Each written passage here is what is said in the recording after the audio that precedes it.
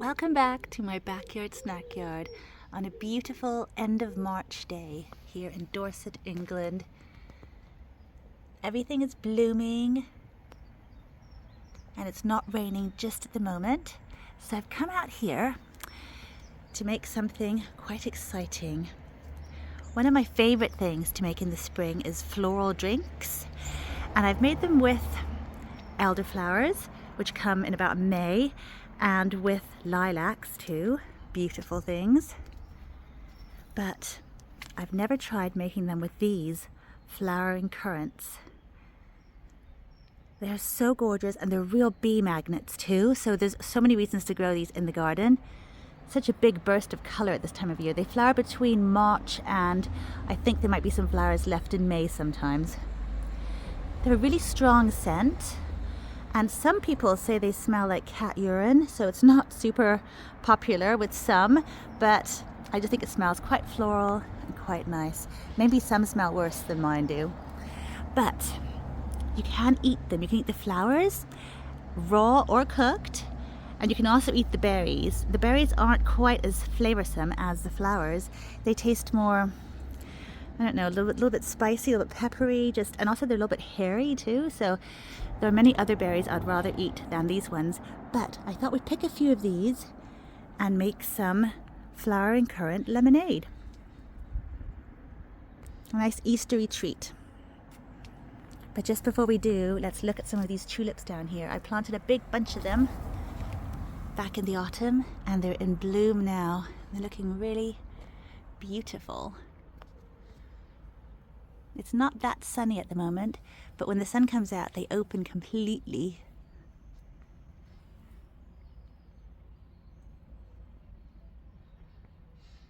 And they're right underneath one of the Asian pear trees.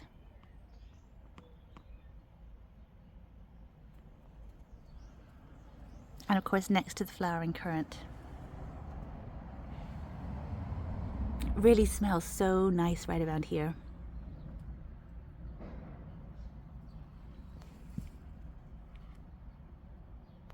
So let's just get picking.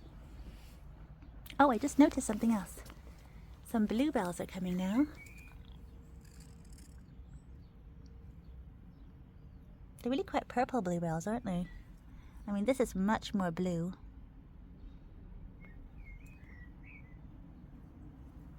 Okay, now let's pick. So we don't need to pick too many. I really want to leave most of them for the bees, but just a few.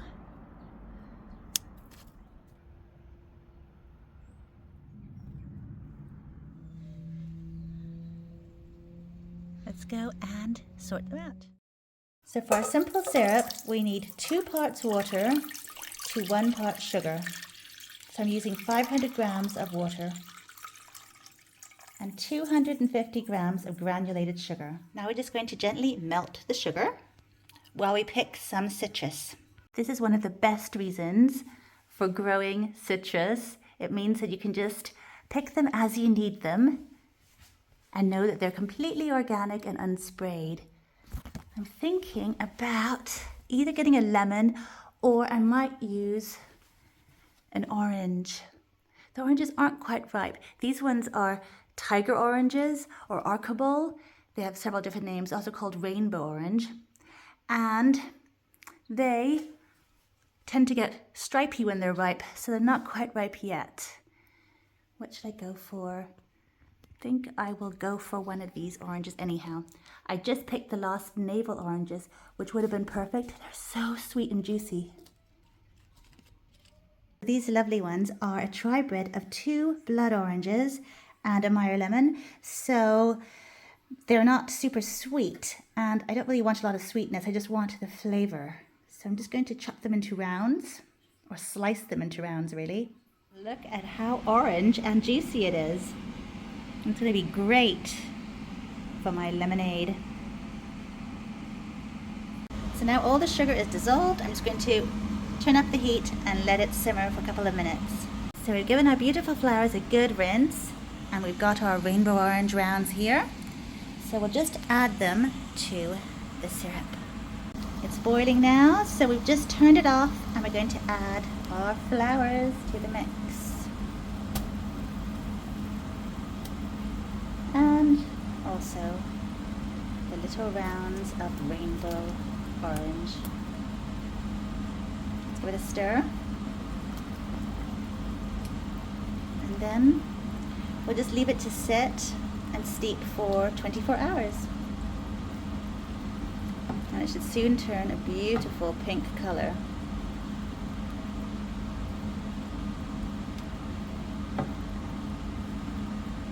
Next, I want to make some Magnolia Pickle.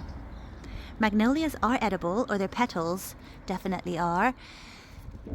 If you are going to make this, just double check, but they should all be edible. And they have a sort of little gingery flavor to them. So when you make a pickle, it does taste a bit like that Japanese sushi ginger you get. Very tasty. I think it'd be really nice in sandwiches. And I'm just going to make a few of them right now. The thing with magnolias is they're so flamboyant and so beautiful. This one here is a black tulip magnolia, and it really is stunning. But they don't last very long, and usually they get hit by frost. This one actually looks like it has been hit by frost, but I don't think it has because nothing else is. I think it's just old. That's the thing, they don't last that long. They last like maybe about 2 to 4 weeks, probably a bit less, maybe about 3 weeks, thereabouts. And so the rest of the time they're a pretty tree, but let's just make the most of them right now and get picking a few of these petals so we can make a single jar. I think I'm just going to go for 1 jar of this interesting pickle. There are also lots of the petals on the ground. I might go and collect some of them too. But I want to get some nice firm ones. They're quite sort of beefy, these petals. They're not like delicate ones like roses, for example. They've got something to them. These ones are also really fragrant. So it was a shame to pick them. I've got loads that are dropping, so let's make the most of those ones too. I think I'll just pick some actually, because the ones that have dropped have lost most of their flavor, I think. And these ones are kind of worse for wear anyhow. I always find it quite tempting to gather magnolia petals like in parks. They're so popular in parks, aren't they? But then of course the thing is you have to make sure they're not sprayed, and that's one thing you can be sure of when you pick them from your own garden. We've gotten a good colander full here, so we'll just take them inside and give them a good rinse. Because I love pickling so much, I made extra apple cider vinegar last year from our apples out in the garden. And so I'm going to use some of that for this pickle. So all we have to do is take about 250 grams of this apple cider vinegar. That nice color. It's a really rich flavor, this one here. And I'll add 50 grams of sugar, this granulated sugar.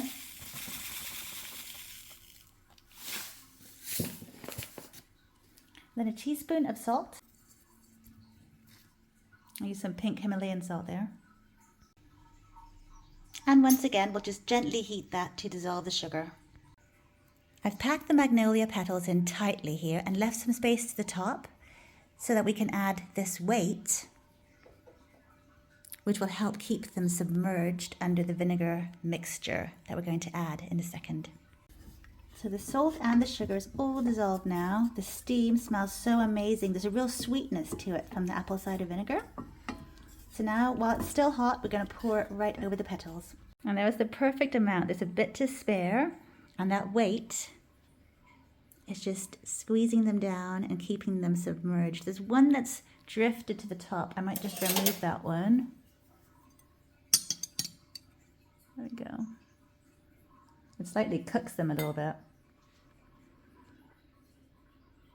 But I'll just put the lid on and then I'll let it cool off room temperature and then put it in the fridge. And it should be ready to eat in about 24 hours. We can leave it for a bit longer too if you want it just to really get all that flavor in there, soak up all that flavor. But how fun. We'll try it in about, a day or two to see how it tastes. So here we are 24 hours later. Look how bright pink, or really red, that liquid is now. We're just going to bottle it up by pouring it through a sieve.